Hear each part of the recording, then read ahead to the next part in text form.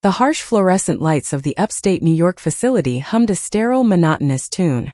Eleanor pressed her thumb against the cracked glass dial of her vintage Cartier Panther, the cold metal grounding her. A man in a pristine white coat slid a heavy manila folder across the steel table. The words on the document were thick, suffocating black ink. Asterisk probate court order. Full medical and financial conservatorship. Asterisk Eleanor didn't scream. Her eyes just traced the bottom line, locking onto the signature slashed in bold blue ink. Richard Vance. Her husband. The man who had poured her a glass of Cabernet before the room went black 3 days ago. She dragged her bare feet across the freezing linoleum, pressing her face against the narrow frosted glass of the heavy oak door. Out in the corridor, a crisp Tom Ford silhouette paced back and forth. Richard. He was violently tearing at his cuticles with his teeth. A second figure stepped into the pale light. Victoria. As the half-sister raised her hand, a diamond tennis bracelet slipped loosely down her forearm, catching the overhead glare. Eleanor's bracelet. Richard grabbed Victoria's waist, pulling her into a bruised, hungry kiss. The liquidation clears by Tuesday, Richard muttered, his voice bleeding through the door frame. Once her shares hit the offshore shell, we're untouchable. She's officially a ghost. Victoria smirked, lazily spinning the stolen diamonds around her thin wrist. Eleanor backed away into the shadows of her room, her chest rising and falling in sharp, silent gasps.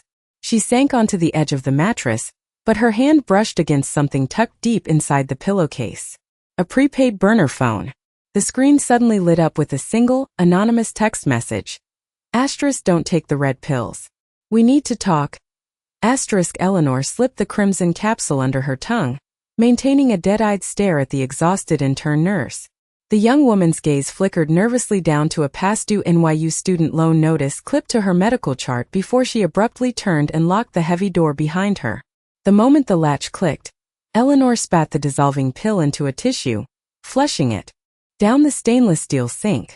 She retrieved the burner phone from the pillowcase, her fingers flying across the keypad to dial the anonymous number. Miles away in a dimly lit Manhattan office, the heavy brass buckles of a battered oxblood briefcase clinked loudly against a mahogany desk. Arthur Hastings pinned the receiver between his ear and shoulder, his hands trembling as he poured a generous splash of bourbon into a glass. He's moving the trust offshore, Eleanor, Arthur rasped, his voice thick with years of suppressed resentment. But your father anticipated the snakes. There is a hidden codicil in the original estate planning. The second Richard attempts to wire the principal funds outside U.S. jurisdiction, the probate court's conservatorship automatically voids. Eleanor gripped the edge of the sink, her knuckles turning white. He can't move it without my signature on an international wire authorization. Arthur took a sharp swallow of his drink. Exactly. He's coming for a power of attorney. You give him the rope, Eleanor, and we let him hang himself. Before she could reply, the deadbolt on her hospital door violently snapped open. Eleanor shoved the phone deep into the waistband of her scrubs just as Richard stepped into the fluorescent light. He was flanked by a stone-faced notary public, clutching a thick stack of legal documents and flashing a predatory white-toothed smile. It's time to make things official, darling. Richard slammed the thick stack of legal documents onto the steel table, the bold header glaring under the fluorescent lights. Durable power of attorney. He aggressively gnawed at the cuticle of his right thumb, leaving a faint streak of blood on his pristine white cuff. Make it easy on yourself, Ellie. Sign it, and I'll make sure they upgrade your room. Eleanor let her shoulders slump, forcing her hands to violently tremble as she reached for the silver Montblanc pen. The cracked glass of her Cartier watch scraped against the table. She pressed the nib to the signature line. Instead of her fluid, sweeping script, she deliberately broke the loop of her E and flattened the tail of the S, a direct violation of the biometric signature profile held by the Sterling Trust's private bankers. Richard snatched the paper before the ink could even dry, smoothing his Tom Ford lapels with a triumphant exhale. He didn't even look at the lettering. The heavy deadbolt echoed through the silent corridor. Eleanor instantly dropped the trembling act, her posture straightening into a rigid line. She pulled the burner phone from her scrubs, fingers flying to access the encrypted portal Arthur had set up. She uploaded the cache of PDFs, wire transfers, offshore routing numbers, and the Cayman Islands shell company filing she had photographed weeks before the sanitarium. Destination: the U.S. Securities and Exchange Commission's whistleblower server. The progress bar crept to 100%. Submission confirmed. But just as the screen faded to black, the burner phone vibrated violently in her palm. A text message flashed across the lock screen from an unknown number. *, the bank just flagged the signature as fraudulent. He's turning the car around. *, the iron gates of the upstate facility slid open with a heavy metallic groan. Eleanor stepped into the biting New York wind, the thin fabric of a borrowed trench coat whipping around her ankles. Inside the administrative office, phones were ringing off the hook. The head psychiatrist frantically stabbed at a blinking fax machine, staring in horror at the emergency probate court injunction. The bank's fraud department had rejected the power of attorney, triggering an automatic, 48-hour suspension of the medical conservatorship. Eleanor didn't glance back at the brick building. A sleek black Lincoln Town car idled at the edge of the gravel driveway. The rear door swung open, and the sharp scent of aged bourbon drifted out. Arthur Hastings sat in the shadows, his trembling hands resting on his battered oxblood briefcase. On the leather seat next to him sat a heavy black velvet box. "The SE is processing the files," Arthur rasped, popping the velvet lid to reveal a cascade of flawless blinding diamonds. "Time to crash a party." Crystal chandeliers cast a golden, opulent glow over the grand ballroom of the Pierre Hotel. Richard tapped a silver spoon against his crystal champagne flute, confidently adjusting his Tom Ford lapels as the sea of Manhattan's elite fell silent. Victoria clung tightly to his arm, lazily spinning the stolen diamond tennis bracelet around her wrist. "Tonight we honor the Sterling legacy, and we look toward our new future," Richard announced, raising his glass toward the cameras. Before the crowd could drink, the massive mahogany double doors at the back of the ballroom slammed open. The sound echoed like a gunshot, causing the string quartet to screech to an abrupt halt. Eleanor stepped over the threshold, a crimson silk gown trailing fiercely across the polished marble. Resting against her collarbone was the Sterling star, a legendary 20-carat diamond heirloom strictly reserved for the reigning head of the family. Gasps rippled through the crowd of Wall Street executives. Victoria's champagne flute slipped from her fingers, shattering loudly against the floor. Richard's jaw clenched, his right thumb bleeding as his teeth subconsciously tore at the cuticle. Eleanor walked slowly down the center aisle, her eyes locked on her husband. She raised her hand, delicately pressing a finger against a small wireless earpiece hidden beneath her hair. "They're in the lobby," a static-laced voice whispered into her ear. "Trap is set." Richard laughed, a harsh metallic sound that cut through the whispering crowd of Manhattan's elite. He aggressively bit down on his thumbnail, tearing off a piece of cuticle before flashing a vicious, white-toothed smile. "You always were dramatic, Ellie, but you're exactly 3 minutes too late. The offshore wire to the Caymans just cleared. The trust is gone. You have nothing." Arthur Hastings stepped out from behind the sweeping train of Eleanor's crimson gown. He dropped his battered oxblood briefcase onto a nearby crystal cocktail table, the heavy brass buckles unclasping with a sharp, authoritative snap. "Actually, Richard, authorizing an international wire transfer from that specific account triggered the patriarch's bloodline clause," Arthur rasped, his voice echoing through the microphone stand he had grabbed.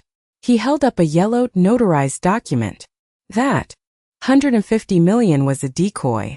By attempting to move it, you automatically locked the true $1 billion Sterling estate into an irrevocable blind trust. Eleanor is the sole, unchallengeable beneficiary. Furthermore, you just wired federally flagged bait money directly into your own shell company." The color instantly drained from Richard's face, his impeccably tailored Tom Ford suit suddenly looking 2 sizes too big. Beside him, Victoria violently shoved him away. The stolen diamond tennis bracelet slid wildly up and down her arm as she scrambled backward. "He forced me to sign the conservatorship papers," Victoria screamed to the horrified crowd. She desperately fumbled with her silk clutch, pulling out her phone to play a choppy, heavily edited audio recording of Richard yelling, "I'm a victim here. He threatened to ruin me." Eleanor slowly lowered her hand, her thumb grazing the cracked glass dial of her Cartier watch. "I know you didn't mastermind the financial fraud, Victoria," Eleanor said, her voice eerily calm. She tapped a single command on her burner phone. But you did handle the medical side. The massive digital projection screen behind the stage flickered. The golden Sterling crest vanished, replaced by recovered, time-stamped iCloud security footage. The ballroom watched in dead, suffocating silence as a black-and-white night vision video played. It showed Victoria creeping into their late father's study 6 months ago, meticulously emptying his prescription heart medication into the trash and replacing the capsules with dummy pills. In the stark infrared lighting of the footage, the oversized diamond tennis bracelet dangled unmistakably from the culprit's wrist.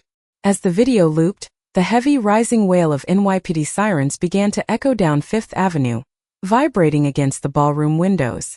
The heavy mahogany double doors of the Pierre Ballroom violently burst open, shattering the dead silence. A swarm of FBI field agents and Navy windbreakers and NYPD officers flooded the opulent space, their radios buzzing with harsh static. Richard scrambled backward, his meticulously tailored Tom Ford suit snagging on a tipped crystal chair. He frantically gnawed at his bleeding thumb, looking for an exit, but 2 federal agents slammed him face-first onto the polished marble. The cold click of steel handcuffs echoed loudly over the gasps of the Manhattan elite. Richard Vance, you are under arrest for federal wire fraud, money laundering and violation of the Securities Exchange Act. An agent barked, hauling him to his feet. Across the room, Victoria was sobbing hysterically, desperately clawing at the officers pinning her arms behind her back. I didn't do it. He made me. I'm a Sterling, she shrieked. A female detective roughly yanked the oversized diamond tennis bracelet off Victoria's wrist, dropping it into a clear plastic evidence bag. Save it for the judge. You're being charged with second-degree manslaughter and probate fraud. As the police dragged them toward the exit, the sea of high society guests didn't offer a shred of sympathy. Instead, they coldly turned their backs, a wall of blinding camera flashes from their iPhones documenting the humiliating perp walk. Eleanor simply stood at the center of the room, her thumb slowly tracing the cracked dial of her Cartier watch. 6 months later, the 75th floor of the Sterling Tower. Eleanor sat behind a massive mahogany desk, the sprawling sunlit Manhattan skyline framed by floor-to-ceiling windows. She was dressed in a razor-sharp charcoal blazer, the Sterling Star diamond resting comfortably against her collarbone. On the monitors mounted to the wall, a muted security feed from the Bedford Hills Correctional Facility flickered. Victoria, stripped of her silk and makeup, was aggressively scrubbing a stainless steel prison toilet in a faded orange jumpsuit, her face pale and sunken. A second monitor showed Richard in a crowded upstate penitentiary yard, cowering against a chain-link fence as 3 inmates aggressively cornered him. Eleanor turned away from the screens. She poured a generous measure of aged Kentucky bourbon into a crystal glass, taking a slow, burning sip. She didn't smile. She just looked out over the empire she had ruthlessly reclaimed, finally untouchable.